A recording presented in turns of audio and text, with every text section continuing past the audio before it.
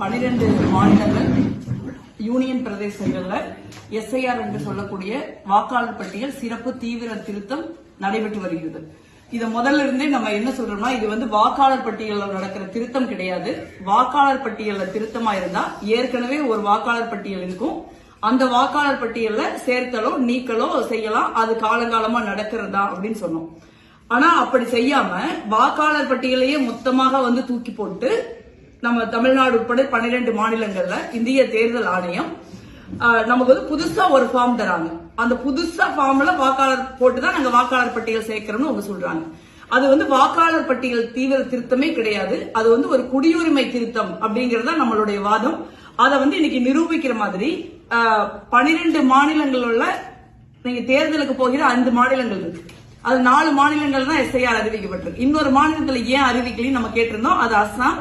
அந்த அஸ்ஸாம் பாரதிய ஜனதா கட்சி ஆட்சியில் இருக்கிற ஒரு மாநிலம். அந்த மாநிலத்துல இப்ப எஸ்ஐஆர் கிடையாது, ஆனா எஸ்ஆர் அறிவிக்கப்படும் அப்படின்னு அறிவிச்சிருக்காங்க. அது வாக்காளர் பட்டியல் சாதாரண திருத்தம். ஏன் அஸ்ஸாம்ல மட்டும் எஸ்ஐஆர் கிடையாது அப்படின்னு நம்ம கேட்டா, அதுக்கு அவங்க சொல்ற பதில் அங்க குடியுரிமையை சரிபார்க்கும் அங்க குடியுரிமை விதிகள் வேறையா இருக்கு. ஏற்கனவே என்ஆர்சி அங்க நடந்த தேசிய குடிமக்கள் பதிவேடு அங்க நடந்திருக்கு. அது தொடர்பான வழக்கு உச்சநீதிமன்றத்தில் நிலுவையில் இருக்குன்னு சொல்றாங்க. அப்ப 2019 அங்க தேசிய குடிமக்கள் பதிவேடு என்ஆர்சி அஸ்ஸாம்ல நடந்தப்ப 3.3 கோடி பேர் அதுல பதிவு பண்ணிருக்காங்க. 19 லட்சம் பேர் 20 லட்சம் பேருக்கு பக்கமா அதுல இருந்து நீக்கப்பட்டிருக்காங்க. பேசிக்கா தேர்தல் ஆணையம் செய்யறது குடியுரிமையை சரிபார்க்கும் பணிதான். அதை செய்யறதுக்கான அதிகாரம் தேர்தல் ஆணையத்திற்கு கிடையாது, உள்துறை அமைச்சரகத்துக்கு தான் உண்டுன்னு நம்ம சொல்றோம். ஆனா ஒரு குடியுரிமையை சரிபார்க்கும் பணியை நீங்க அஸ்ஸாம்ல செய்ய முடியல. ஏன்னா உச்சநீதிமன்றத்தில் வழக்கு நிலுவையில் இருக்குதுன்னு தேர்தல் ஆணையம் சொல்றாங்களே. எஸ்ஐஆர் தொடர்பான வழக்கு தமிழ்நாடு அரசு தாக்கல் செய்திருக்கிற வழக்கு உட்பட இன்னைக்கு கேரள அரசாங்கம் நேற்று வழக்கு தாக்கல் செஞ்சிருக்காங்க.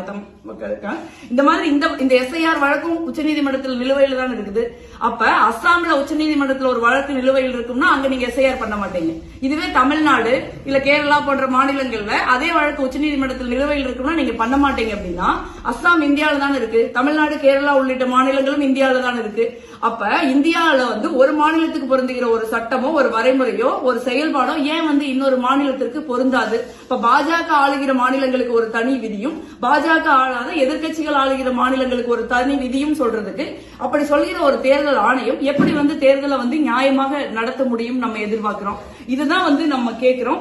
இதுல பெரிய பிரச்சனை என்ன அப்படின்னா, ஒரு தேசிய குடிமக்கள் பதிவேடு குடியுரிமையை சரிபார்க்கிறது, ஒரு தேசிய குடிமக்கள் பதிவேட்டை உருவாக்குறதுங்கிறது ஒரு நீண்ட காலம் பிடிக்கும். முதல்ல அதை செய்யலாமா வேண்டாமாங்கிறத ஒரு சட்டத்திற்கு உட்பட்ட ஒரு விவாதம். அதற்கு வழக்கு நம்ம நிலுவையில் இருக்கு. நாடாளுமன்றத்தில் நிறைய பிரச்சனைகள் தொடர்பாக நடந்துட்டு இருக்கு. அப்ப நீங்க அப்படி குடியுரிமை பதிவேடு நீங்க செய்யணும் நீங்க உச்சநீதிமன்றத்திலிருந்து உத்தரவு வாங்கினீங்கன்னா கூட அது சரியில்லை. ஏற்கனவே இந்தியால காலமாக தலைமுறையாக வாழ்ந்துகிட்டு இருக்கிற நம்மளுடைய குடியுரிமையை நிரூபிக்க சொல்றதுக்கு இந்த உள்துறை அமைச்சகமோ தேர்தல் கமிஷனோ யாரு, அவங்களுக்கு என்ன அதிகாரம் இருக்குதுன்னு நம்ம கேட்டுக்கிட்டு இருக்கோம். அப்ப நம்ம எல்லாரும் இந்தியனா இல்லையான்னு இவங்க சந்தேகப்படுறாங்களா? நம்மள சந்தேகப்படுறதுக்கு இவங்க யாரு முதல்ல? சோ அந்த கேள்விக்கான பதிலே நமக்கு இன்னும் கிடைக்காம இருக்கிற ஒரு சூழல்ல இப்ப நீங்க 30 நாள்ல நீங்க குடியுரிமை திருத்தம் தான் நீங்க பண்றீங்க. குடியுரிமை சரிபார்க்கிற பணியை தான் நீங்க செய்யறீங்க. அப்படின்னா ஏன் அதை வாக்காளர் பட்டியல்ல தீவிர திருத்தம் ஒரு போர்வையில நீங்க அதை செய்யறீங்க? அப்ப தேர்தலில் ஊழல் பண்றதுக்கான ஒரு செயலை நீங்க செய்யறப்ப அதை ஒரு பின்வாசல் வழியாக அதுல குடியுரிமையை தான் கொண்டு வரீங்க. இப்ப வாக்காளர் பட்டியல்ல திருத்தம் அப்படின்னு சொன்னா சீக்கிரமா முடிஞ்சிடும். இப்ப இன்னைக்கு பாருங்க எவ்வளவு குழப்பம் நடக்குது. வாக்காளர் பட்டியல 97% பேரு கொடுத்துட்டோம் அப்படின்னு சொல்றாங்க. அது உண்மை கிடையாது. நீங்க நிறைய பேருக்கு ஒரு வீட்டுல 10 ஓட்டு இருந்தா 7 ஃபார்ம் தான் போகுது. ஒரு வீட்டுல 4 ஓட்டு இருந்தா 2 ஃபார்ம் தான் போகுது. சில வீடுகளுக்கு ஃபார்மே போக மாட்டேங்குது. ஏன்னா இதுக்கெல்லாம் ஒரு டைம் பிடிக்கும். முதல்ல வாக்காளர் பட்டியல திருத்தம்ங்கிறது அப்படி இல்லை. கோடிக்கணக்கானவங்களோட பேர் வாக்காளர் பட்டியல் இருக்கும். அவங்க அதே இடத்துல இருந்தாங்க, உயிரோடு இருந்தாங்க அப்படின்னா அவங்க பேரை நீக்கவோ சேர்க்கவோ வேண்டியது. கொஞ்சம் பேரோட பேரை நீக்கவோ சேர்க்கவோ முடிஞ்சா போதும். அது 1 மாசத்துக்குள்ள முடியக்கூடிய பணிதான். ஆனா அப்படி செய்யாம ஒரு 30 நாட்களுக்குள்ளே குடியுரிமையை திருத்துகிற பணி, குடியுரிமையை சரிபார்க்கிற பணியை தேர்தல் ஆணையம் செய்கிறது அப்படின்னு சொல்ற குற்றச்சாட்டு, நம்ம ஏற்கனவே அவங்க மேல வைக்கிற குற்றச்சாட்டை உறுதி செய்வது போல இன்றைக்கு பாஜக ஆகிற அஸ்ஸாம்ல எஸ்ஐஆர் கிடையாது, வாக்காளர் தீவிர திருத்தம் கிடையாது, வாக்காளர் சாதாரண திருத்தம் தான் சொல்லி அறிவிக்கிறாங்க. அப்ப நம்மளை எல்லாம் பார்த்தா தமிழ்நாட்டில் இருக்கிறவங்களை, கேரளாவில் இருக்கிறவங்களை, மற்ற 12 மாநிலங்கள் இருக்கிறவங்களை எல்லாம் பார்த்தா தேர்தல் கமிஷனுக்கும் பிஜேபிக்கு நம்மளை எல்லாம் பார்த்தா என்ன ஏமாளி மாதிரி தெரியுதா? நம்ம என்ன வேணாலும் பண்ணலாம், நம்ம கேள்வியை கேட்க முடியாது அப்படிங்கிற நிலைப்பாட்டை தேர்தல் ஆணையம் எப்படி எடுக்கிறாங்க.